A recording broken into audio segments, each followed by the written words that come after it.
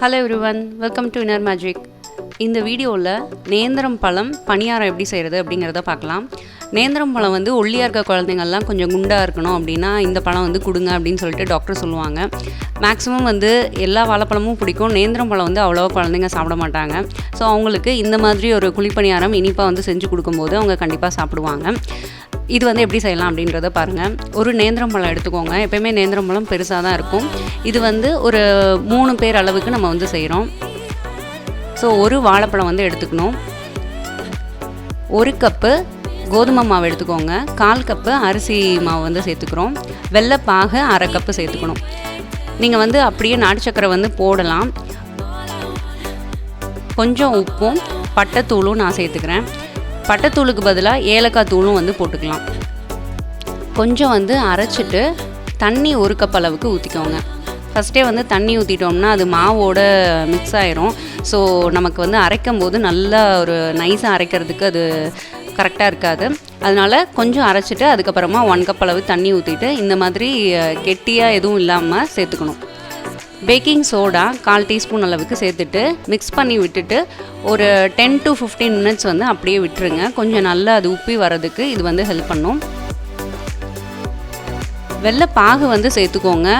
நாட்டு சர்க்கரையில் குப்பை இருக்காது. வெள்ளைப்பாகில் வந்து அப்பப்போ ஏதாவது ஒரு டஸ்ட் வந்து இருக்கும். ஸோ வெள்ளத்தில் சேர்த்துக்கிறீங்க அப்படின்னா அது வந்து பாகு காய்ச்சிட்டு 1/2 கப் அளவுக்கு வர மாதிரி சேர்த்துக்கோங்க. இப்போ குழிப்பணியார கல் வந்து வச்சுட்டு நெய் வந்து நான் இதில் சேர்த்துருக்கேன்.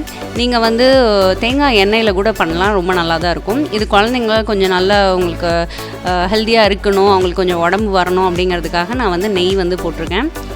நம்ம வந்து பெரியவங்களுக்கு கொடுக்குறோம் அப்படின்னா தேங்காய் எண்ணெய் வந்து சேர்த்துக்கலாம். அது ரொம்ப நல்லாயிருக்கும். எப்போயுமே வாழைப்பழத்தில் ஏதாவது ஒரு ரெசிபி பண்ணுறீங்கன்னா அதுக்கு தேங்காய் எண்ணெய் சேர்த்துக்கோங்க. இப்போ மீடியம் ஃப்ளேமில் வந்து அடுப்பு வச்சுட்டு மூடி போட்டு நம்ம வந்து வேக வைக்கலாம். இதில் வெள்ளைப்பாகு இருக்கிறதுனால எப்போயுமே வந்து ஈஸியாக அடி பிடிச்சிரும் இது. அதனால கொஞ்சம் ரொம்ப கருப்பாகாமல் ரோஸ்ட் ஆகிற அளவுக்கு மட்டும் வச்சுட்டு கோல்டன் கலர் மட்டும் வந்தால் போதும். எப்போயுமே வந்து இனிப்பு பணியாரம் வந்து பண்ணும்போது அது சீக்கிரமே வந்து கறி பிடிச்சிரும். அதனால நீங்கள் கொஞ்சம் பார்த்து பக்கத்துலேயே இருந்து பண்ணணும். இது வந்து நல்லா ரோஸ்ட் ஆகிட்டு கொடுத்தோன்னா தான் நல்லாயிருக்கும்.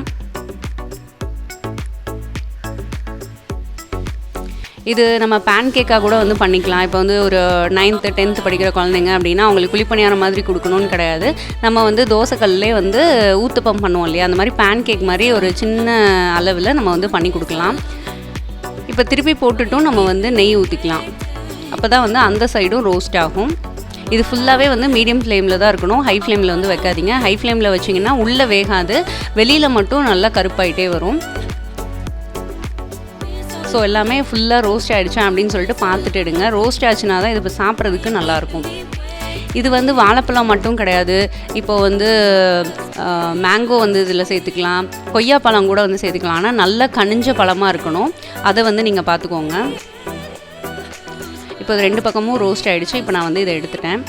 இதை வந்து நம்ம அப்படியே வந்து சாப்பிடலாம். இல்லை உங்களுக்கு வந்து அவங்களுக்கு வேறு ஏதாவது தொட்டு சாப்பிடணும் ஆசைப்பட்டாங்கன்னா தேன் வந்து ஊற்றி அதை வந்து சாப்பிட கொடுக்கலாம். ரொம்ப நல்லாயிருக்கும். கண்டிப்பாக வந்து இதை உங்கள் வீட்டில் வந்து ட்ரை பண்ணி பாருங்கள். ஒல்லியாக இருக்க குழந்தைங்கள்லாம் நல்லா குண்டாகிறதுக்கு இது வந்து ரொம்ப ஹெல்ப்ஃபுல்லாக இருக்கும்.